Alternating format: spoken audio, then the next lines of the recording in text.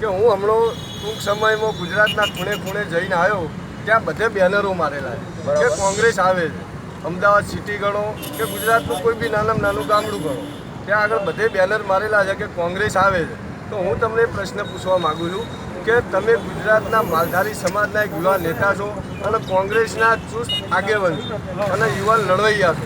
તો હું તમને પૂછવા માગું છું કોંગ્રેસ કઈ રીતે આવે છે અને શું કરવા માગે?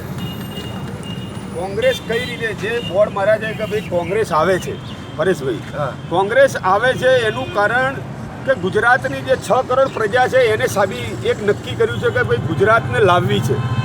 અને લાવવાનું નક્કી ગુજરાતની 6 કરોડ પ્રજાએ એટલા માટે નક્કી કર્યું છે કે આજે ગુજરાતનો પાટીદાર સમાજ આજે રોડ ઉપર નીકળ્યો છે, ગુજરાતનો માલધારી સમાજ, ઓબીસી સમાજ, આજે આદિવાસી સમાજ રોડ ઉપર નીકળ્યો છે. આજે કોઈ ગુજરાતનો વેપારી વર્ગ આમનાથી ખુશ નથી, ગુજરાતના મજદૂરો આમનાથી ખુશ નથી. આજે ગુજરાતમાં 20 થી 22 લાખ શિક્ષિત બેરોજગારો છે.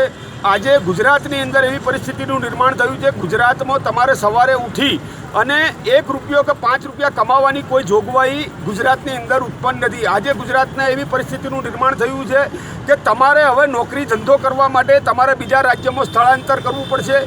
અને ત્રીજું મહત્ત્વનું કારણ એ છે કે ગુજરાતની અંદર ભારતીય જનતા પાર્ટીના જે સરમુખત્યારશાહી જે નેતાઓ છે અને ગુજરાતમાં કોઈ એવો ગુજરાતની સત્તા સંભાળે અને ગુજરાતનો કોઈ સારો એવો મુખ્યમંત્રી બને એવો ભારતીય જનતા પાર્ટી એક બી નેતા નથી ને એક બી માણસ નથી.